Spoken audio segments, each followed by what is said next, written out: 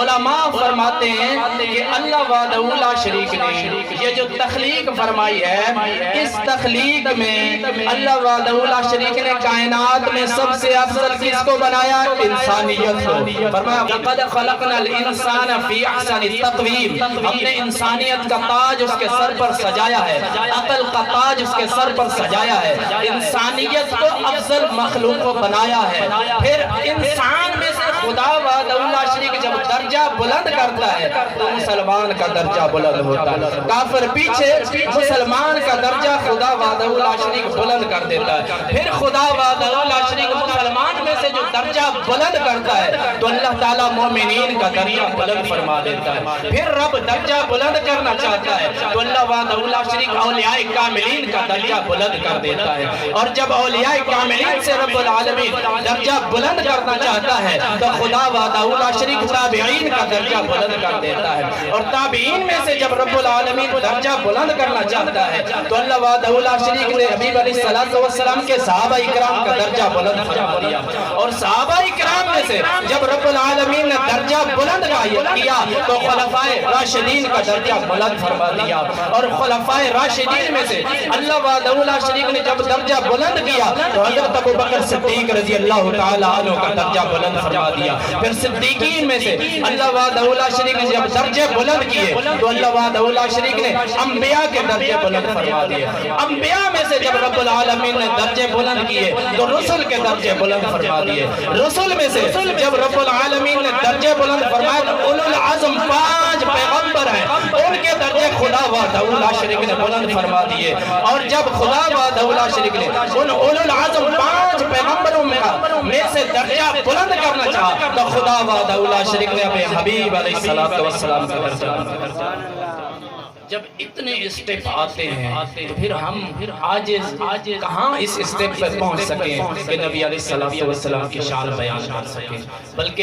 ایک روایت میں تو یوں آتا ہے کہ جب اللہ وحدہ لا شریک درجے بلند کرنا چاہتا ہے تو خدا وحدہ لا شریک عام مومنین میں سے درجہ بلند کرتا ہے تو ولی کا کرتا ہے، ولی سے میں سے خدا وحدہ لا شریک جب درجہ بلند کرتا ہے تو شہید کا کرتا ہے، اور شہید میں سے جب وحدہ لا شریک درجہ بلند کرتا ہے تو صدیق کا کرتا ہے، جب صدیق میں سے درجہ بلند کرتا ہے تو رسول کا، انبیاء کا کرتا ہے، جب انبیاء میں سے خدا درجہ بلند کرتا ہے تو رسول کا کرتا ہے، جب رسول میں سے خدا درجہ بلند کرتا ہے اولو العزم کا کرتا ہے، جب اولو العزم میں سے خدا درجہ بلند کرتا ہے تو خدا وحدہ لا شریک محمد مصطفیٰ کو انتخاب کرتا ہے۔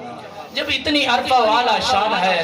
تو کیسے ہم نبی علیہ السلام کی شان بیان کر سکیں؟ یوں سمجھ لو کہ جتنے خوبیاں، جتنے کمال خدا وحدہ لا شریک نے انبیاء علیہ السلام کو عطا فرمائے، سب کمال خدا وحدہ لا شریک نے میرے مصطفیٰ کو عطا فرمایا۔ حضرت آدم علیہ السلام کو اللہ وحدہ لا شریک نے قرآن پاک میں کیا فرمایا؟ علم آدم الاسماء، ہم نے آدم علیہ السلام کو تمام ناموں کا علم عطا کر دیا۔ یار یہ علم غیب نہیں ہے، قیامت تک جتنے آنے والے سب کے ناموں کا علم آدم علیہ السلام کو ہے۔ پھر اللہ وحدہ لا شریک فرماتا ہے جو کمال میں نے نبیوں کو عطا کیا اس سے بڑھ کر کمال اپنے محبوب کو عطا کیا ہے۔ پھر آدم علیہ السلام قیامت تک ہر چیز کے ناموں کے نام سے واقف ہیں، تو میرے نبی علیہ السلام کا کمال یہ ہے کہ آدم علیہ السلام ہر چیز کے ناموں سے واقف ہے، تو میرے مصطفیٰ صلی اللہ علیہ وسلم ہر چیز کے کمالوں سے بھی واقف ہے،